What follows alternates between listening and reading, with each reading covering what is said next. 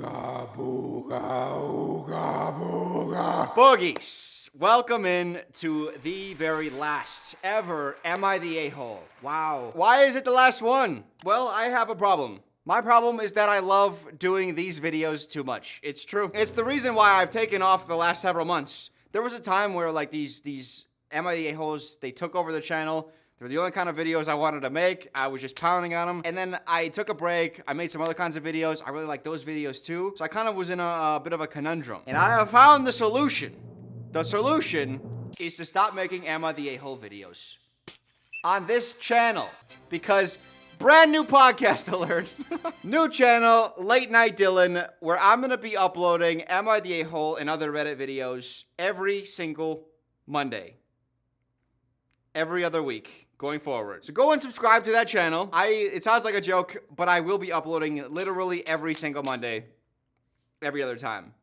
That is, I can't stop the humor, but like that's actually what it's gonna be. But it's also like really funny. I don't know what to do. Like I need to convey to you, like it's going to be a consistent thing every single Monday, every other week. But that sounds like it. I'm a victim of my own jokes. This is how it feels to be oppressed. You can't win. Now I know. This upcoming Monday, just like 2 days from now, if you're watching this the day it was released, there's going to be an upload on that channel. It's going to be more in a podcasty format than this format. This is going to be more highly edited. Oh look, I'm underwater right now. Oh, crazy editing.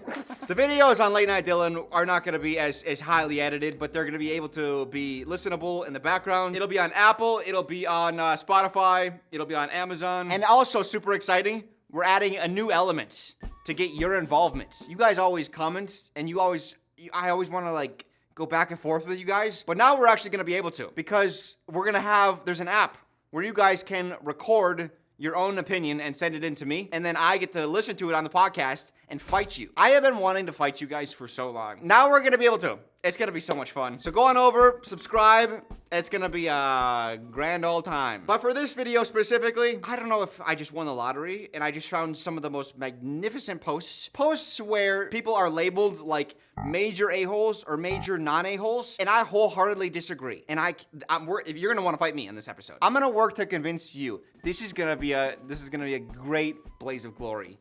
Final episode. Am I the a-hole for asking my girlfriend to dress more sensibly on a walk? My girlfriend and I, both 30, go on this trail by the river sometimes. It's about an hour each way, and most people are in casual or sporty clothes. The first few times we did it, she wore a maxi skirt and high heels, and I felt like it was really out of place. I told her after the next time she should dress more sensibly. She claimed that it was fine, but it is really out of place, and even if she won't admit it, she definitely struggles, particularly at the end of the trail where it is not paved. Everyone looks at her, and she even gets a few comments, especially about the shoes, so I wonder if she does it for attention. We went again recently, and she showed up in the same type of outfit. Long skirt, heels clicking on the ground, makeup done like we were going to dinner instead of a walk. I felt embarrassed walking next to her because everyone else was in athletic clothes and she stood out. I reminded her that I had already asked her not to dress like that for this specific activity. She told me that I was being controlling and that she can wear whatever she wants. I feel like she is deliberately ignoring what I said,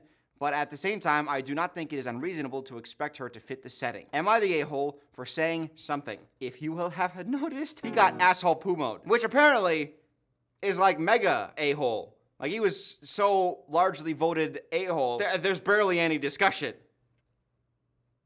Hi. Yeah, we're going there. I haven't looked at the comments. I don't want to be influenced. I want to give my opinion, and then I'll see if the comments can win me over. I'm going to try to win you over first, okay? Girls, let your men dress you. You don't know what's appropriate. Let me start with my real argument. I've already turned people off with a joke, but let me... I can't help myself, man. I have to go there. My thought, wait, what is a maxi skirt, by the way? I just assumed it was like an inappropriate skirt. Oh, it's a long skirt, which I guess would be that would make sense. Like you wouldn't hike in a long skirt. A full-length skirt that typically extends to the ankles or the floor. Oh yeah, you don't want to get dirty, right? Here's my argument. Ladies, men, everyone. I might be biased because, there's a guy at my gym. He is there every single time I go. I think he goes 7 times a week. And he does the same exact exercises every single of those 7 days. Because I stagger my days. It's not always the same day.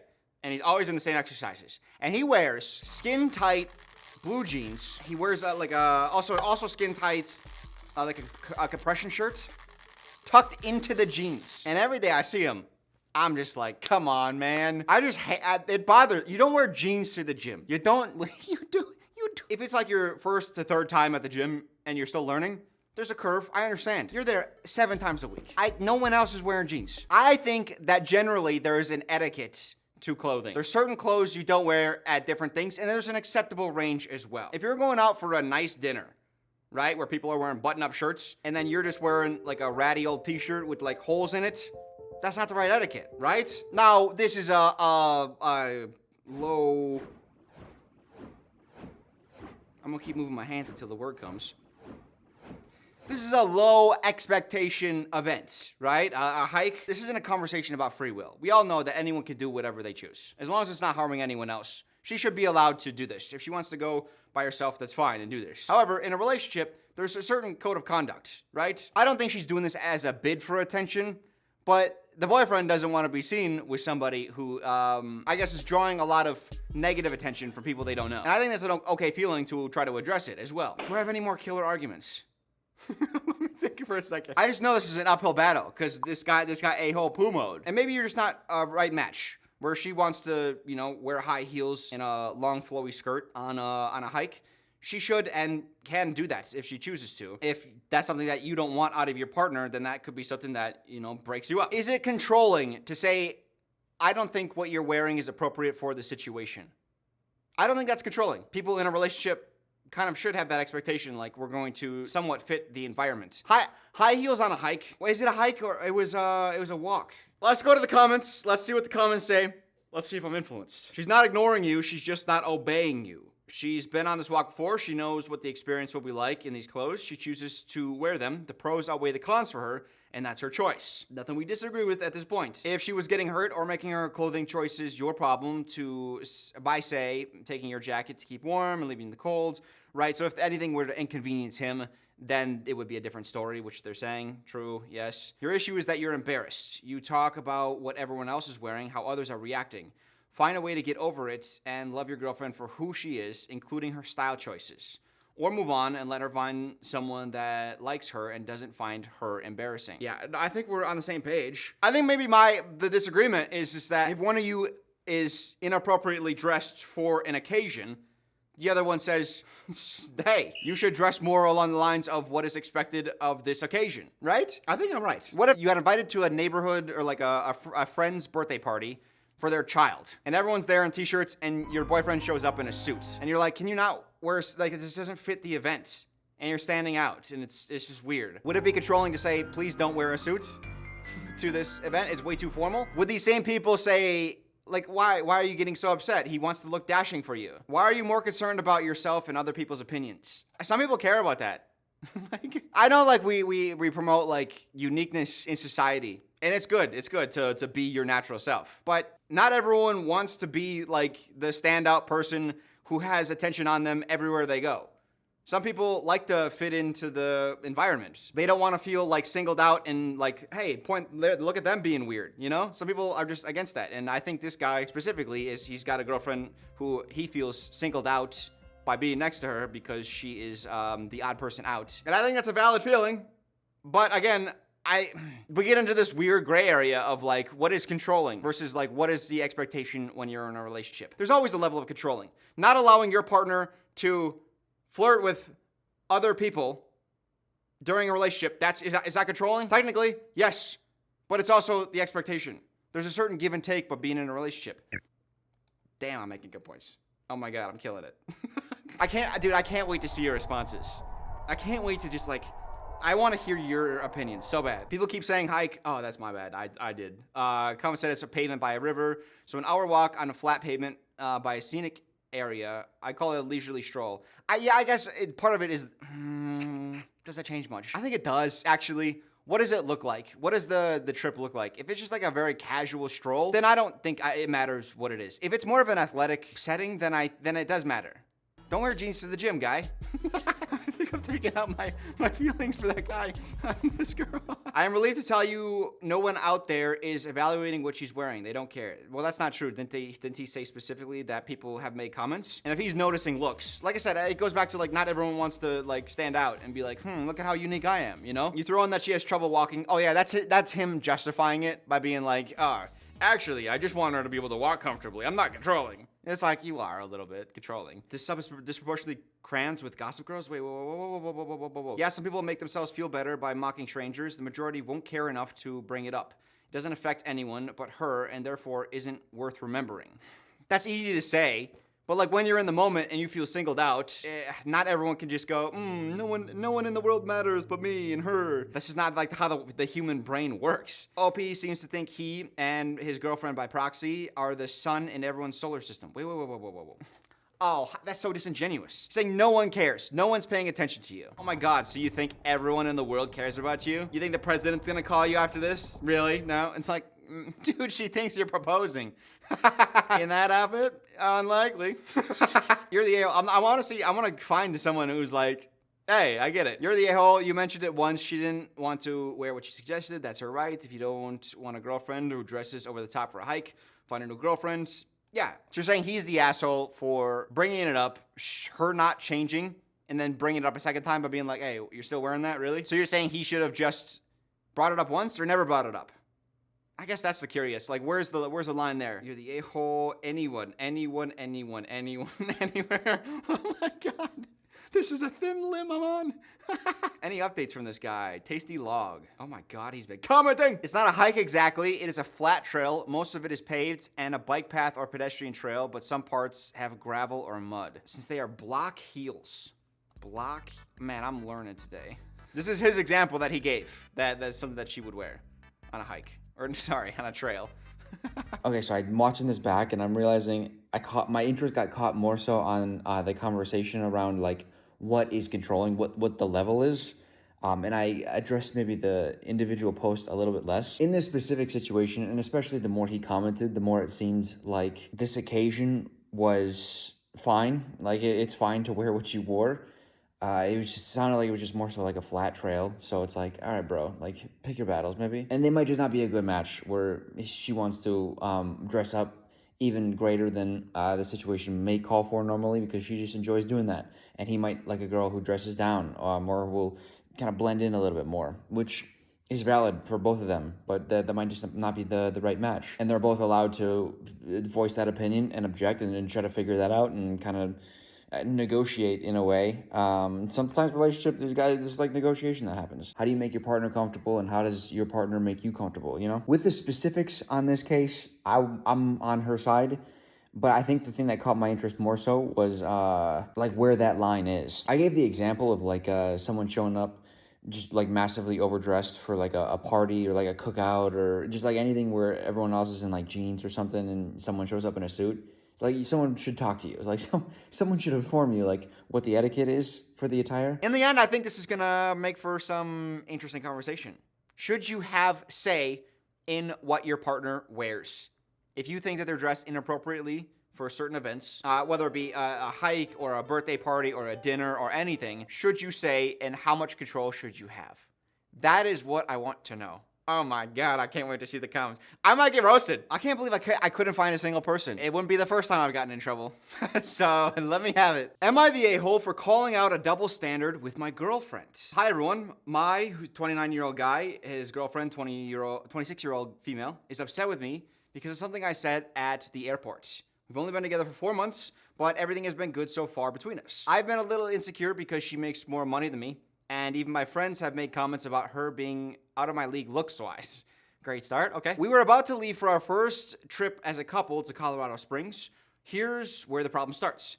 I've only been in our city for less than a year, and I come from a small town, so it's my first time seeing a really nice airport. Growing up, I didn't travel much on a plane and don't remember the airports really. As we were walking down the hallways, I said, this airport is bomb as F. It was kind of loud, I guess, but my girlfriend hit me on the arm and said, I can't say bomb at an airport. But then later, she was talking about what she packed, and she mentioned she packed Bombas socks.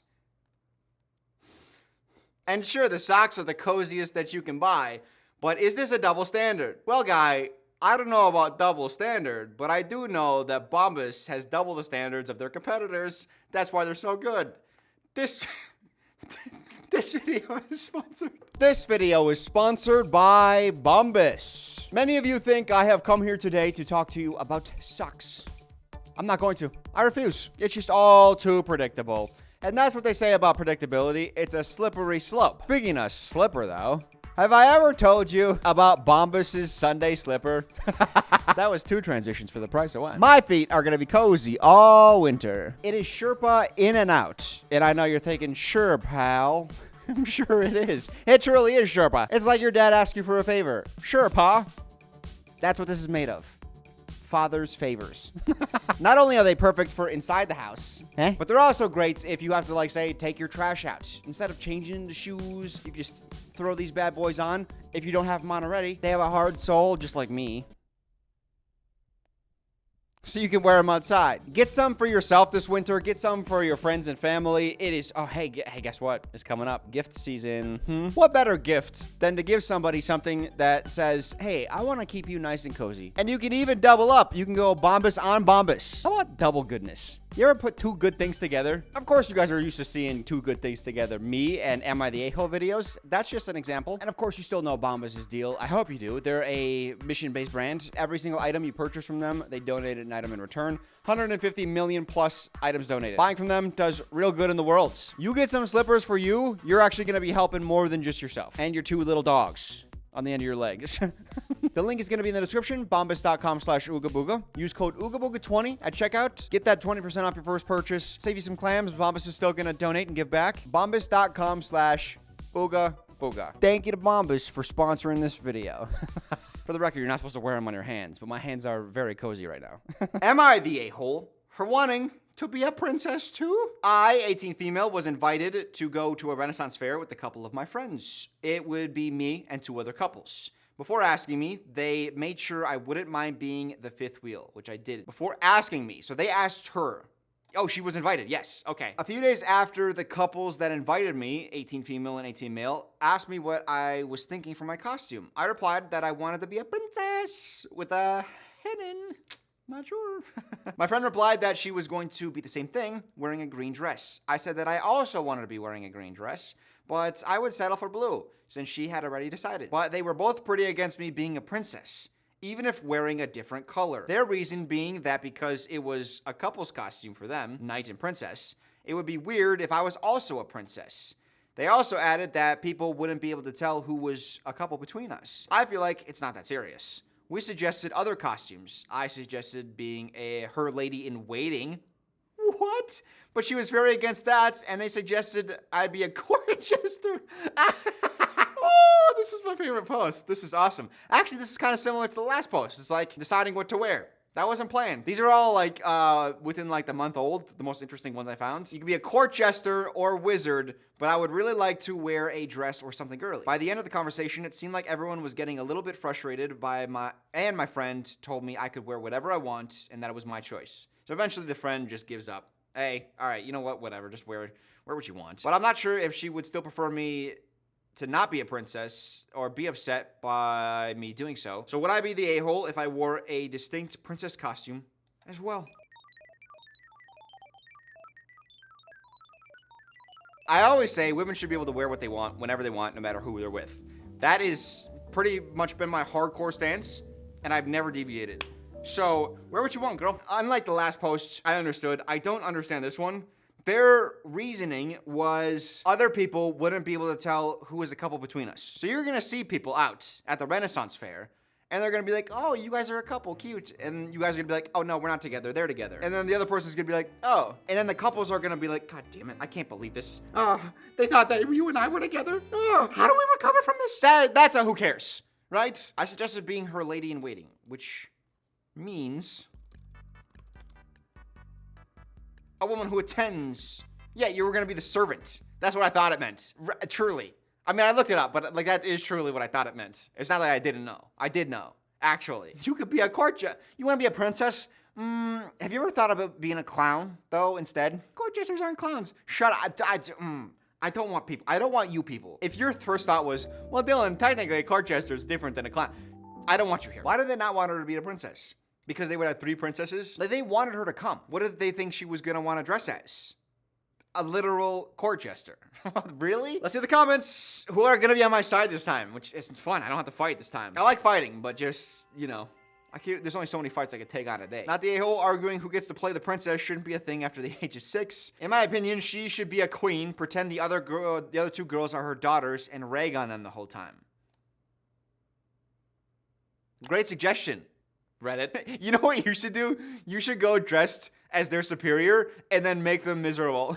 Wouldn't that be fun? There will be 1,000 other princesses there. Dress however you want. That's so true. Just have if it's so important for the couple to be seen as a couple, have her like hugging his arm all day, you know? Or holding hands, or literally anything, if that's important. We move on. Am I the a-hole for paying off my daughter's student loans, but not giving the same amount to her brother, who didn't go to university? This is another kind of contentious one. Maybe, we will see. My husband passed away unexpectedly in early 2024 from a heart attack. I received the life insurance payout and have been managing it carefully. Recently, I used a portion, around $60,000, to pay off my daughter's student loans. Now, my son is upset, saying I'm playing favorites because I didn't give him the same amount of money as his sister. Back in 2005, my daughter was 18, very bright, but dealing with depression and unsure what to do after school. I pressured her hard to go to university because I thought that it was the best path for her. She wasn't ready, but went anyway to please her father and I. She ended up doing history because it was the most tolerable thing to her. Ugh. Listen, the going to college, that's a joke. College is a scam, you know? Like, we do that bit here. That's fun. But I think college is definitely a scam if you don't know what you want to do. And if you're being forced to go just to get the degree, because you're probably not going to end up using the degree because you're not passionate about it. You got to know what you want. Also, don't go to a for-profit school. Just warning. She ended up doing history because it was the most tolerable thing to her, and she just wanted to get a degree to get us off her back. The degree didn't lead anywhere. She's worked low-paying jobs for years and accumulated significant debt as her loan value increased due to indexation, similar to interest. The fact that the loan industry with student loans, that extra pisses me off. It's like you're trying to punish people. I know over the course of a lifetime it eventually pays out, where it's more valuable, you'll earn more by having a degree versus someone who doesn't have a degree by average. But why are you trying to punish people for wanting to further their education? A country should want its citizens as educated and valuable in a workforce as possible.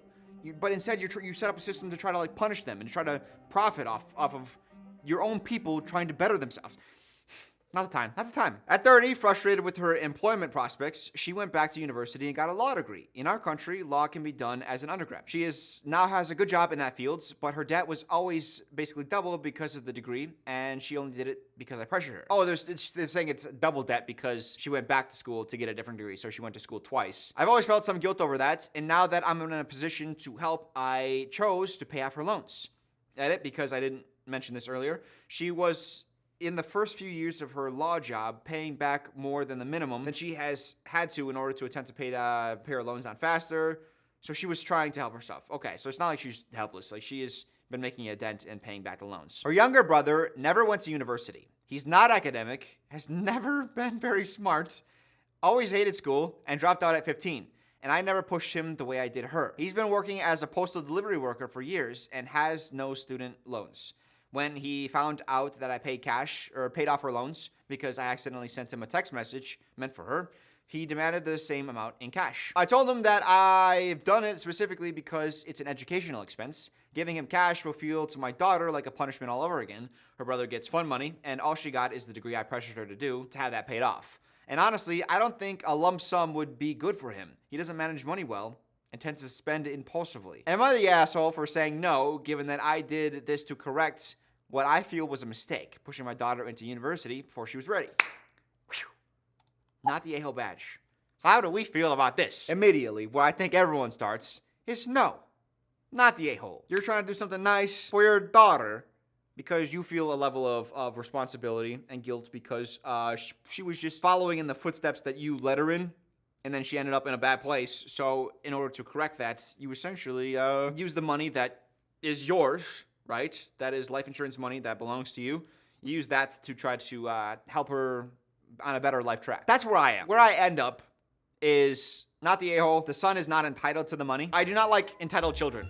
I don't like children who are like, that is mine. There's another story I saw that I didn't pick for this video where they were squabbling over properties. And I was like, oh my God, I was reading through it and I was like, this is the worst. It's a bunch of children being like, that property belongs to me, but that one belongs to me. Should I give up the rights of this one? And I was like, oh my God. How about you just focus on yourself? To have parents who care and are trying to, I guess, give you a good life, at that point, take what they've given you and try to make a great life for yourself. And any other windfalls that come your way are nice, but you shouldn't feel like you're being owed anything from your parents. That's how I feel, at least. Where there is an argument, what do we know about the son? How do we feel initially after reading this about the son? We feel bad about him, right? Not only is he asking for money, but he's not very smart. He's never been smart. He's a high school dropout. He's bad with money, and he spends it impulsively. Everything we've heard is just negative about the son. And I'm thinking, as the son, the mom views pushing her daughter into college, try to get further education. She views that, she feels guilty about it because it wasn't right for the daughter at the time. But I wonder how the son feels. Maybe she feels like she did a good thing by not pushing her son to continue even high school education. Or maybe the son felt like the mom didn't care to push him because she doesn't have faith in her son's mental faculties. Like, she just doesn't think he's smart. Yeah, drop out of school. You're not smart enough anyways. So maybe there's just a lack of belief. So that from the son's point of view, you pay more attention to her. You bail her out when she couldn't, like, accomplish something. But I don't get that same belief or the same support. I think that could be a really bad feeling that the son has. Based on the way that the story was told, it puts the son in a pretty poor light. So that could be part of his rationale too, where it's like, oh, here's more favoritism. You're just giving her a lump sum of 60 grand. Tell him you're happy to set aside the same amount for educational expenses for him. He can choose to use it or not. Not the a-hole. Someone else says, don't do this. Your position is reasonable. You don't need to make up rules like that, which will keep the discussion going on for years as your son tries to figure out how to get the money that you've now earmarked for him. That is a fantastic point. If you come out and say, like, no, I'm only going to use this for your education, I'll give you 60 grand, but it's specifically for education. In his mind, he's just got to figure out, like, yeah, that money, there's 60 grand out there for me. I just have to find a way to convince her to give that to me. So that's a fantastic point. I didn't think of that, which is weird because Reddit comments never say anything good. Most people are saying, though, like, yeah, I'll pay for your college, and then knowing that he's not going to take that. But most people are assuming that he's just going to let it go then, which is probably not the case. Like, I'm not going to go back to college. So it just feels like an excuse for you to not give me the money, which I'm with a parent. Like, you don't owe this to your child. Not the a-hole. However, your son has a point, and he will feel slighted unless you treat him as equally as possible, given that his situation is different. Maybe you could tell him that if he ever buys a house or starts a business, you will help him out at the time, just so that he knows that his sister isn't the only one you will provide extra support for. Interesting. Okay. OP says, I get that. What makes me feel bad is that my daughter will once again feel punished because she probably would have preferred help to buy a house rather than, I guess, paying off her degree. So this woman who posted this thinks that any help that she gives the son, the daughter might take poorly. I think there is actual favoritism. I pointed that out as a possibility, but she's more concerned about how the daughter will feel rather than how the son will feel. But then again, it could also maybe it's not favoritism, it's just guilt. You weren't ready for college. I pushed you there, and it just had negative effects on your life. And it's gotta feel awful as a parent. You give your child advice, and it ends up leading to a poor outcome. So I tell my son that if he wants to get a degree, I will help with that. That feels equal to me. They're both getting offered to have their educations covered. I don't think that's the right move. I do not. Jelly prompt 6129. Oh my God. You comment a lot too. Oh my. Wait, what? Man, whoa. Oh, it's funny. This is off the same thread. There's like 200 comments that this person has posted. And I just happened to get into the same thread. Why do you like your daughter so much more than your son? You don't even refer to him as your son. Wait, did she not? Her younger brother. Whoa, that wasn't clocking to me. Okay? Guys, I am gagged right now. I gotta do it. Oh. You get it, all right? I hate that. I hate that, but we're a little closer to getting our money back. I'm realizing there's maybe some people who aren't gonna have seen the recent video who aren't going to know what that was about. Nobody tell them. Why do you like your daughter so much more than your son? You don't even refer to him as your son. You are helping your daughter because she screwed up, which you say is partially because you pushed her. But your son, who didn't screw up, doesn't get anything. He doesn't even get the pushing. He doesn't even get the support. You even call him stupid. You sound like an awful effing parent to your son, even outside of this issue. He has multiple criminal convictions. Why do you like your daughter more than your son? And she says, because my son's a criminal. Which, to a certain degree, is fair. I don't have kids. I don't know how I would feel about this. You ever see like an interview of a parent? Like the child will commit like a heinous crime and the parent will be like, but they're such a good boy. It doesn't make sense. And you're like, like from an objective, distant viewpoint, you're like, oh yeah, you just clearly didn't see the signs. Your child is a menace. How are you having such rose-colored glasses even in this moment when people are grieving because of whatever crime your child committed? So there's an objective sense, but like when you're a parent and you literally raise this child, you watch the first steps, first words, you're teaching them things, you're seeing them get excited about life and hobbies and friends. You're there for like a 12, 14 years, and then at that point, maybe they start turning into like a little mischievous criminal, right? Aren't you, as a postal worker, I would imagine that there's like a extensive background check. I don't know. I guess I thought if you work for the government, you'd probably have to have a pretty clean history, but I guess not. He's convicted criminally. But also, isn't that part of your responsibility as a parent to try to keep your child out of that? My guess would be that he committed crimes when he was, before he was a legal adult, which is your responsibility. Interesting. That's crazy. I just happened to, look at all these comments. I just happened to see that one. Man, that was good context though. That added a whole new wrinkle to the story. Look at how many, look at this. This has to be,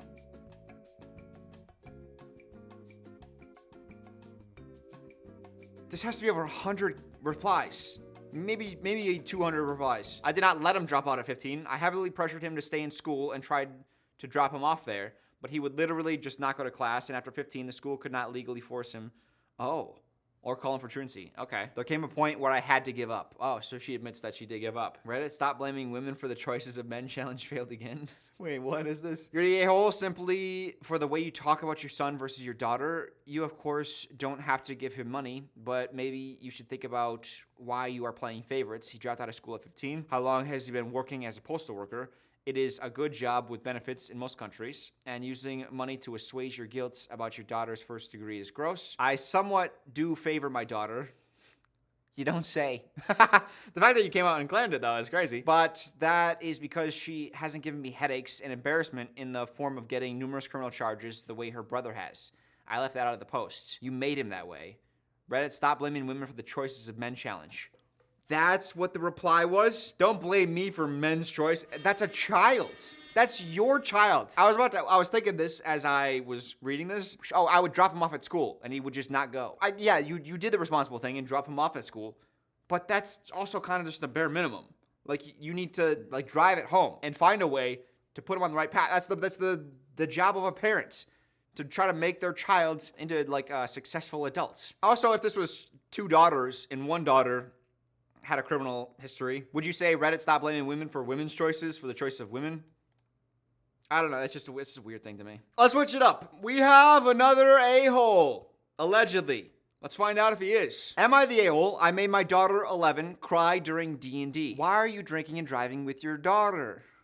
That's not even a good joke. Why did that make me laugh so much? I like that one, but it's not good. Even though everything turned out okay, my wife is still mad. Background, I have been running a 3-year D&D game for my daughter, who is 11. I play all of the characters, including her party members of 5. Okay, so the daughter has one character, and then he plays the DM, Dungeon Master, and then also all the other characters. I will say I don't know a ton about D&D, so forgive some of the terminology if it's wrong.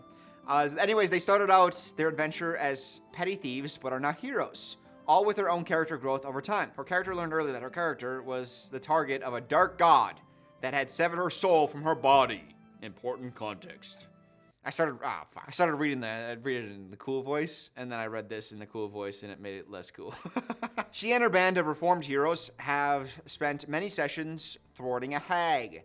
Finally, the hag kidnaps a young girl who is friends with the party. We start our D&D session last night, and my wife is present in the room. I narrate the events in her game. The party finds that what they think is the hag lair, and is prepared for an epic fight to save the child, only to find the lair abandoned, with the girl in a magical prison and a letter from the hag. The letter indicates that the magical trap will soon kill the girl, and that she, my daughter's character, must choose her sorrow. The girl will be freed on the condition that 2 of her companions are sacrificed, or her life alone is to be sacrificed. So basically, the setup for this plot is a child is kidnapped. The only way to release the child is to kill 2 of the party members, or the main character, or to let the hag kill the kidnapped child. This is intense. They attempt a variety of methods to try to break the trap. Her companions range from efforts to break it to resignation to be the one to sacrifice. These are characters I have been playing for my daughter for years, and she has grown to love them. I got chills. This is a good story. My daughter starts quietly sobbing as she realizes there isn't anything her character can do. My wife sees and hears all of this. I let her, 11.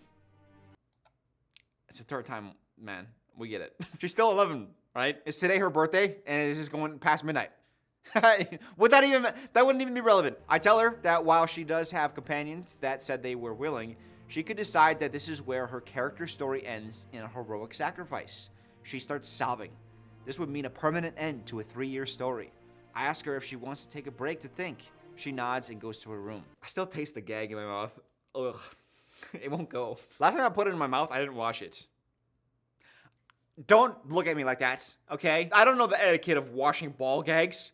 It was my first time, and it was in there for a joke. I was curious to see if I would like it, and I do not. Back to the story, though. My wife then, clearly upset, tells me that I should not have done this, and to present her with a solution that doesn't have consequences. I didn't want to cheapen the gravity of the story. I go to my daughter's room and ask how she is. Tearfully, she says she knows what she will do. We start the game again, and she announces in character that she couldn't live with herself if she let her friends die, and touches the hag device that will kill her. I change the music to an ethereal soundtrack and narrate her seeing herself as if outside her body, and the sacrifice she was willing to make restores her shattered soul with such magnitude and force that it breaks the hag's trap, and that her character felt an overwhelming sense of wholeness as her soul heals with this act of sacrifice. I see my daughter's visible shock, relief, and then joy as I narrate this captured girl released and her own life and soul intact, having broke the hag's magic. I got actual chills. Gosh, she jumps from her chair and hugs me sobbing. I'm crying too.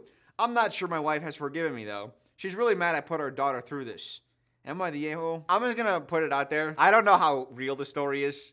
I hope it is, because I love this story. First of all, the fact that you have spent 3 years of quality time with your daughter is fantastic. I think that's something that's so important for parents, is to find some sort of hobby, some way to spend time with your children, and to do it in something that you're both very interested in. You're interested in crafting these magnificent tales, and she's interested in playing in that world that you've built. I think that's incredible. A-hole badge. I'm excited to see how we got there, because I couldn't disagree more. Like, yeah, you made a child cry, but isn't that fun sometimes? Children crying is not that rare, and it can be really funny. No, honestly, like, instilling lessons to your children, it can't just be like saying words to them. It's like having them go through an experience, and then having your child specifically think through the consequences of her actions. This is gonna do wonders for her in her future. And it also tells you a lot about your daughter's character. The character of your daughter, not the character that the daughter's playing.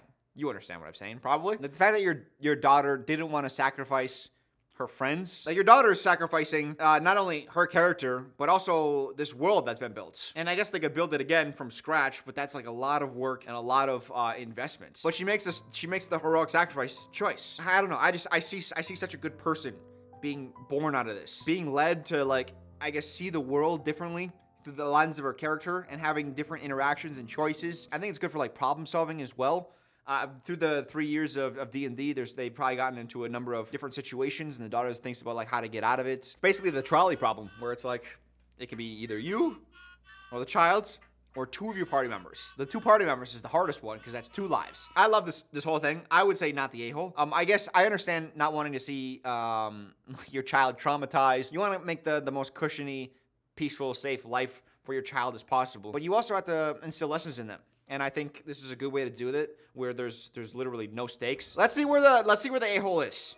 Is there anything I'm not seeing? I don't know. I don't see anything. I think this is a good thing. My biggest issues is I wouldn't set a trap for my players that there wasn't any way to beat. Oh, the biggest issue is like a game mechanic. I won't call you an a-hole, but it feels a little edgy. Yeah, I'm not 11. I'd be pissed if my DM put the party in an unwinnable, livable situation. Okay. People being upset about the D&D mechanics of it, that's a different angle than I was thinking from, because I'm not, like, I guess, super familiar with the world. This just feels like it's using D&D mechanics in a way for them to do their own thing, right? It's like when you get like playing cards and you kind of just decide to make your own rules. Like, well, that's not technically how to play it. And it's like, well, it's just us two. So it's like, who cares? You're the a-hole, even if it wasn't about an 11-year-old. This is the worst kind of DMing because you're forcing a tone that you want rather than what you're playing. It's a child's. Well, that technically breaks the game's rules. I don't care. Shut up. If as a DM you see your players are getting genuinely upset, the smart thing to do is change tact to keep the game going. Yeah, then you're just talking about game mechanics then. This is serious emotional manipulation. Oh man, I hate when people bring out these terms. Movies are emotional manipulation. They're telling you a fictional story, trying to get your emotions invested, and they're trying to manipulate your emotions to feel certain things. Technically, movies are and shows are emotional manipulation. Is that what you're gonna go say? I'm not gonna watch that movie because it's emotional manipulation. I'll never watch movies or shows. It's like you're like microscoped, focused. You're so like tight into the details that you can't see the bigger picture. OP needs to take a hard look at himself. 11-year-old kids do encounter stressful and wrenching real-life situations. They can cry in movies and over books, but this was over-the-top control over her emotional landscape that borders on pathologic. Dad making himself the giver and remover of pain. He's giving her a trauma bond and grooming her. Dog, I just need you. I need you to see the bigger picture. I need you to take in more context. By breaking the rules of a DM, he's actually grooming his daughter and teaching her a lesson. Shut up. Grooming her to expect that kind of abuse constellation cycle for men. I'm so sick of you, dude. I couldn't disagree more. I don't think the dad has negative intentions towards his daughter. I think this is a good check to see like how your child thinks. You put him in a situation where everything is safe. What do? I'm responsible for multiple people and their fates. What choice do I make in that situation? I can understand the level of like, hey, yeah, it can be pathological to like, oh, you're the one setting up the world and manipulating them into that, into forcing them to make a choice. But I also think like, it's just like a creative exercise in a way. That's how I view it. Maybe I'm messed up. I don't know. Look, I see what you're trying to do. I would even argue that you were successful in teaching your daughter a valuable life lesson. Okay, so they're starting from a point that I was at. Maybe I'll learn something here. It's a wonderful bit of storytelling, and I'm sure she will remember for years to come. Now, having said that, you made your daughter cry. You intentionally inflicted emotional pain on her for a narrative arc. You did that to your daughter, who I assume you love. D&D is supposed to be about having... Okay, but it's back to D&D. If we took D&D out of it and said like, hey, I just created a fun fantasy story world that we play characters in, and it wasn't D&D, would that change anything for anyone? So this person says, this is a bit much for me, even. A full-grown adult with sensitive feelings, let alone a child's. OP saw your daughter sob and kept going. I am all about sticking to hard scripts, not shying away from hard talks, but this was unnecessarily cruel. This was too much for you? Maybe if this happened to you as a child, you would have been hardened. You would have seen...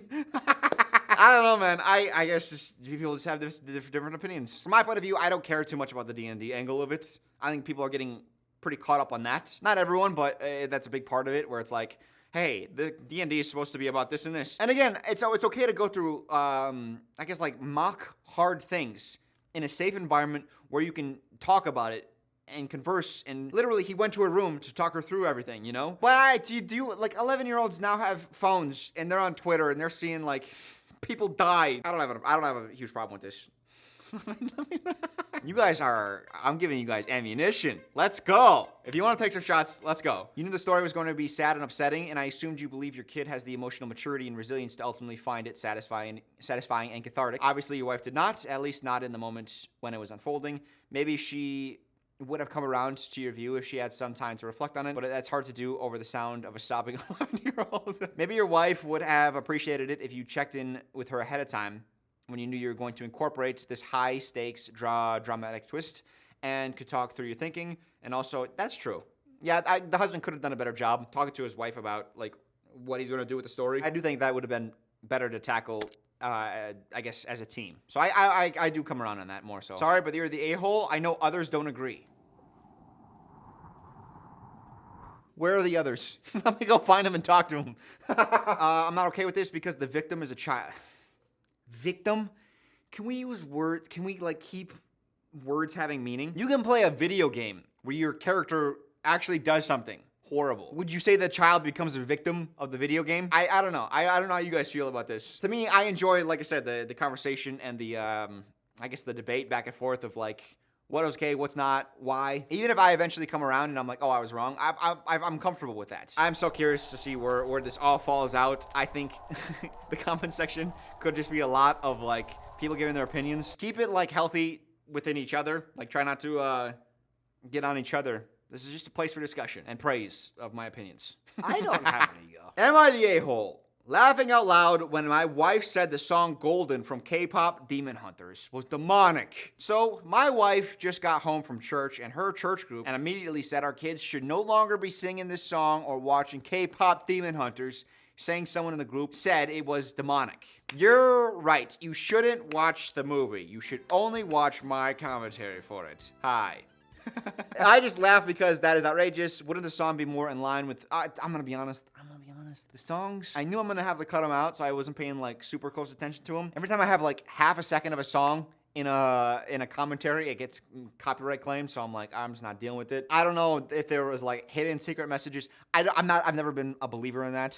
Of like, I'm a fan of conspiracy theories. I used to be. I don't know, man. People are like too gung-ho on them. I think that there's probably a couple out there that are accurate, but now there's like thousands of theories. I just see how hard you're working to try to connect the dots, and it makes no sense. There's no motive, there's no reason. I remember Harry Potter, when I was younger, Harry Potter was like the big boogeyman. Oh, don't let your kids read Harry Potter. It's like, come on. I just laugh because that is outrageous. Wouldn't the song be more in line with me facing her demons and seeing the lights? Heck, I wanted to turn it into a belief. Golden or the light could signify God. I'm still eye-rolled as I type this. I'm not religious, and I encourage my kids to make their own choices, but come on. Now she's upset and mad. I laughed at her comment saying it was ridiculous. You know, I think this is a larger conversation. This is ridiculous, in my opinion. The fear-mongering that happens, it's so easy to fall prey to that when you're within a group, and the group is like, oh, we're concerned. It's very easy to, like, also feel the concern. It's easier to manipulate people than you think. And honestly, like, it's hard to break out of it because then you have to go back and admit, like, oh my God, like, so many things are intertwined with all of those beliefs. So now I'm, like, starting from scratch, figuring out who I am, what I believe. This sort of thing is just ridiculous. Like, watch it for yourself and make your own determination.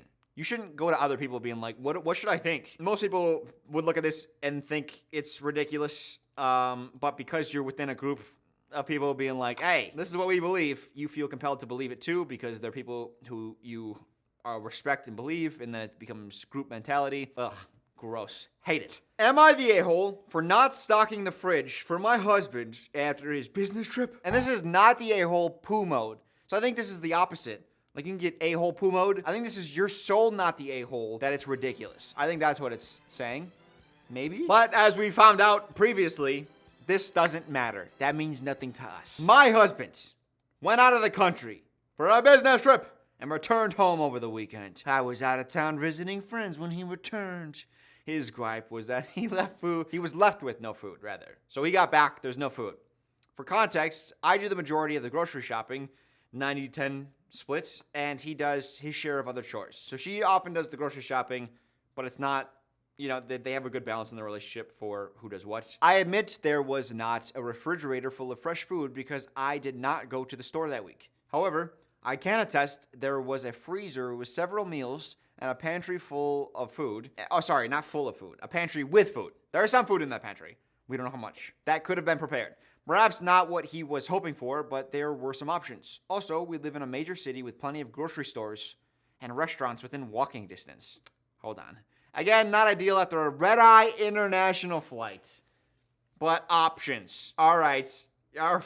At first, it wasn't a big deal, more of a joke, but when he repeatedly made jabs at me about it, I stood up for myself, and now it's a full-blown argument. We're both stubborn people. So I think he cared more than he let on, but he didn't want to make a big deal out of it, but he couldn't let it go because it was a big deal to him, and then eventually came out, and then now they're fighting about it. I can acknowledge that it would have been nice if I had stocked the fridge upon his return from the trip. However, I work a full-time job myself, and I see as we are both capable adults at providing food for ourselves, when the other is busy. I got to know, am I the a-hole in the situation? Oh, this is fun. This is a fun one. What do you guys think? If you come back from a long trip, I hate flying. Absolutely loathe flying. Like it's just, I try to plan to do nothing on days of flights because it just ruins my entire day. Not only do I hate the activity, it's cramped, it's crowded, I'm tall, there's nothing to do on a plane, the air feels weird, the people are too close, then you land, you still feel that weirdness, you got the jet lag and all that. I hate flights. If I came back and there's just no food, and the person that normally buys food didn't like think of me to buy the food and give me something to eat when I get back, even just something for now, I don't know, I guess I could understand like being upset about that. Now there is food available. There's some food. There was a freezer, so you could have taken some out of the freezer and made it, which to me is like that's fine enough. I think in this moment he just wanted to be thought of. Like, hey, man, I just went through. Had a long flight, red eye morning. I just get back from a long flight, and then from the airport into my house or apartment. It's just a hassle. I think most people think of flights as hassles. It would have been nice to have been thought of and be like, hey, I got you some fresh food here to eat when you get back. Not, oh, hey, welcome back. You want food? Go get some. And I was busy. I have a full-time job. It's like, well, so do most people. You know what I mean? But she's saying like, hey, he's not gonna starve, so deal with it. I think in that moment he just wanted to be thought of, and he felt like she wasn't thinking of him. All that feeling stuff, which is annoying. I like logic and facts. This is the feeling stuff. Get over it, dude. Logically, there's food in the pantry, in the freezer. Use some of that, huh? You could also Uber Eats or something. Get some of the food if you don't want to go anywhere and you want something brought to you. That's something that could happen too. So there's solutions to this. If only men had access to the family money and allowed to go to grocery stores. I surely hope that he did not starve to death. All right. It's just, that's not what it's about. You know that. I know that. Everyone knows this. No one wants to run errands after a long flight. An international flight. I'm surprised that there's no acknowledgement in the comments of people being like, I can understand, like, feeling like you want your partner to, I guess, welcome you back in some small way. Even if you thought he was being unreasonable, it's like, you got enough. Deal with it. Like, just having that acknowledgement would be like, oh, I'm not on your side, but I can understand a little bit. Not the a-hole, he's a grown man. Why didn't he have it stocked for you when he got home? When you got home? When she got home from what? Does he not know how to function as an independent adult? I don't think, guys, it's about the stupid feeling stuff. It's not about the logistics, all right? And she even acknowledges, I can acknowledge that it would have been nice if I had stocked the fridge upon his return. And then it would have been solved. Hey, I would have appreciated that. No, I understand. I get it. But instead, he's going like the route of like trying to poke her here and there about like, look at this, fridge is stocked now, isn't it? Convenient. You know, like it's like, all right, dude, just come out and be honest about it. But it involves feelings, and guys, and you know that doesn't work all that well sometimes. Sure, he could be disappointed to not have anything he wanted, something that wasn't frozen or fast food. But the moment that disappointment became anger towards you, it went on the line. Yeah, I don't think he's processing his emotions very well. All right, that's gonna do it. That's where we end it.